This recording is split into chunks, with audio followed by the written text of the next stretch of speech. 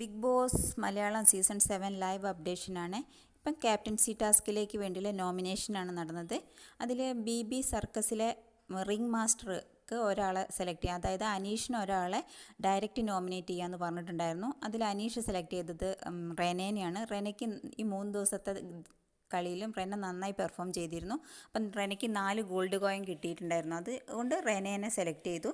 പിന്നീട് നൂതില ഫാക്ടറിയിലെ മാനേജർക്ക് ഓണർക്ക് ഒരാളെ സെലക്ട് ചെയ്യാം.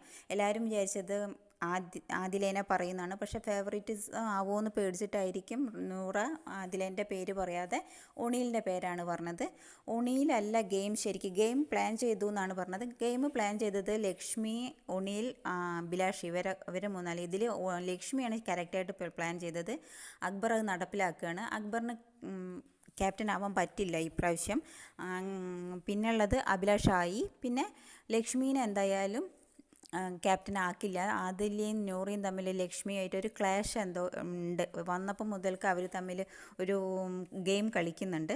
പിന്നെ ഉള്ളത് ഒണിയിലാണ്. ഇപ്പോൾ ഒണിയിലൊന്ന് ഡള്ളായിട്ട് മാനസികമായിട്ട് ബുദ്ധിമുട്ടായി ഇരിക്കുന്നത് കൊണ്ട് ഒണിയിലിനൊന്ന് പ്രൊമോട്ട് ആയിക്കോട്ടെ എന്നും കൂടെ കരുതിയിട്ടായിരിക്കാം ഒണിയിലിൻ്റെ പേരാണ് പറഞ്ഞിട്ടുള്ളത്. പിന്നെ ബിഗ് ബോസ് പറഞ്ഞത് ബിയിലുള്ള ആരെങ്കിലും ഒരാളെ എല്ലാവരും കൂടെ ചേർന്ന് തിരഞ്ഞെടുക്കുക എന്നാണ്. അപ്പം എല്ലാവരും പറഞ്ഞത് അനീഷിൻ്റെയും ജിഷിൻ്റെയും പേരാണ്. ഇതിൽ ജിഷിന് കൂടുതൽ വോട്ട് കിട്ടി, 6 വോട്ട് കിട്ടി. അങ്ങനെ ജിഷിനാണ് ഇപ്പം ക്യാപ്റ്റൻസി ടാസ്കിലേക്ക് മത്സരിക്കാൻ പോകുന്നത്. ജിഷിൻ, ഒണീൽ, റെന. ഇതിൽ ആര് ക്യാപ്റ്റൻ ആവുമെന്നാണ് നിങ്ങൾക്ക് തോന്നുന്നത്? നിങ്ങൾ കമൻറ്റ് ചെയ്യൂ കേട്ടോ.